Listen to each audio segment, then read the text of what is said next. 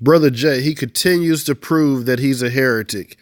And it's so dang on funny because every time you listen to him, he has a different spin on Deuteronomy 28 and 68. And he's going to go in on Deuteronomy 28:68 again. And he's going to give you Josephus as a source, and that Deuteronomy 28 and 68 was fulfilled in 70 AD. So listen up. And he failed at proving his point, showing he basically said Josephus basically is saying that the Israelites would be sold in Egypt, or that they would sell themselves in Egypt, but no one would buy them. He said that's what Josephus is saying, so I'm waiting to see him bring this out. That way. All right? Do not return no more. That way. So now let's go back to Deuteronomy 28. And the Lord shall bring thee into Mizraim again with ships, by the way whereof I spake unto thee in the past.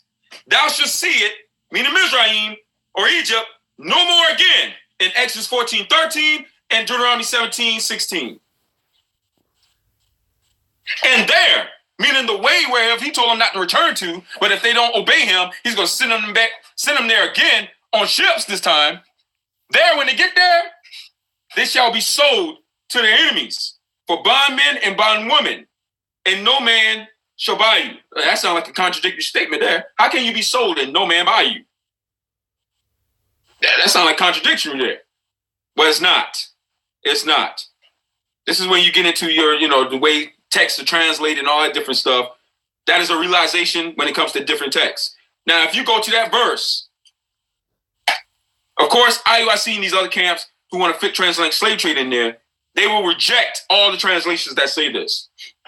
But this is literally what it was translated from. Matter of fact, let me just highlight the main portion there.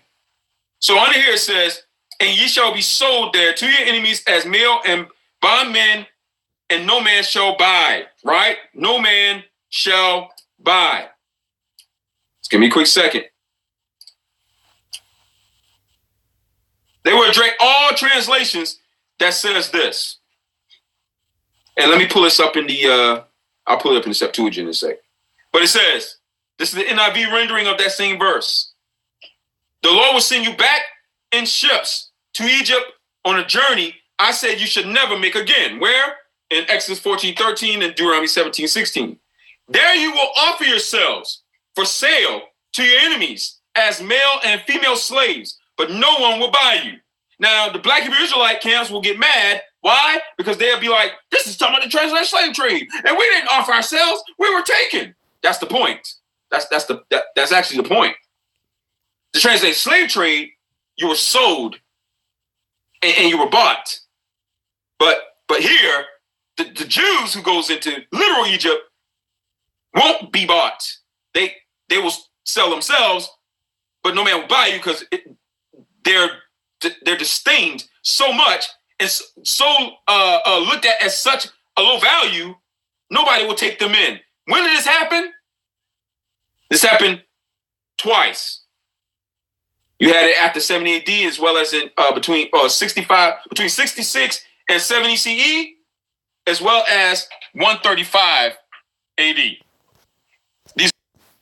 Now notice he said this happened twice, during the siege of Jerusalem in 70 AD and during the Bar Kokhba revolt, which is 135.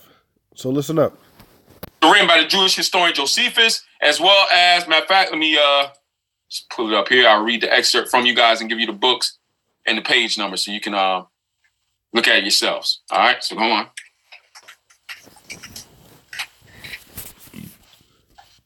Now, remind you, Josephus, I think the Jewish wars, it was written way before the Bar Kokhba War. So I don't know why he's using Josephus for the revolt of 135 AD. And just remember now, this is his proof text with Josephus been his primary source saying that Israel is going to put themselves up for put themselves up for sale, and no one's going to buy them. Now, this is what Josephus is going to say. He's pulling out the book right now. So you have it fulfilled literally in between 66 and 70 CE. All right. This is written. You can find this written at Let's give me a quick second. Let me get it. I got a lot of notes on this. In Josephus, The Jewish Wars, that's the name of the book, The Jewish Wars. Book 4, I believe that is, the Roman number VI or numeral VI, chapter 9, or book 9, chapter 2. All right. And you also have it after the fall of Ptar, 135 CE. You can find that written in the history of Am Yisrael in ancient days, 1971, page 321. And you also have it written by author Emil Schuler, A History of the Jewish People in the Time of Jesus Christ. Okay, so he cleared himself up about 135 AD. Edinburgh, 1896, page 11. All right. So, and I'm going to read a couple of excerpts here just to show what they did. This is what's written in the history of Am Yisrael in the ancient days, 1971, page 321. All right. It says this. The total of Bar Kokhba uprising was devastating both on the population and on the places of habitation. The numbers of dead were awesome, while multitudes of Jews were taken captive to fill the slave markets near and far. The slave market at the Terebinth of Hebron was particularly famous as a center where Jewish slaves sent into captivity by Hadrian were sold. So many Jewish slaves were available that, according to one report, a Jew was sold for as little as the price of a portion of horse feed. As little as the price of horse feed. This is what the Jewish historian Josephus said in the Jewish Wars. He says this. Give me a quick second here. Because the soldiers were now growing weary of bloodshed, the survivors appeared constantly. Caesar orders to kill only those who offered armed resistance and to take alive all the rest. The troops, in addition to those covered by the orders, slaughtered the aged and infirm. People to their prime who might be useful, they herded into the temple area and shut up in the court of the woman. Caesar appointed one of his freedmen as their guard, his friend Fronto, to decide the fate appropriate to each. All those who had taken part in sedition and brigandage, they informed against other, he executed. He picked out the tallest and handsome of the lot and reserved them for the triumph. Of the rest, those who were over 17, he put in chains and sent to harbor labor in Egypt. While great numbers were presented by Titus to the provinces to perish in the theaters by sword or by wild beasts, those under 17 were sold. And then you have written here, excerpt here from, give me a quick second. When this was fulfilled. Okay, for those that are not EC or exceptionally challenged, what he just proven was the Israelites were in captivity when they went back to Egypt. So if they were already in captivity, there was no way to sell themselves. Now let's see if he changes the story, and then if he does, then I'll retract what I'm about to say.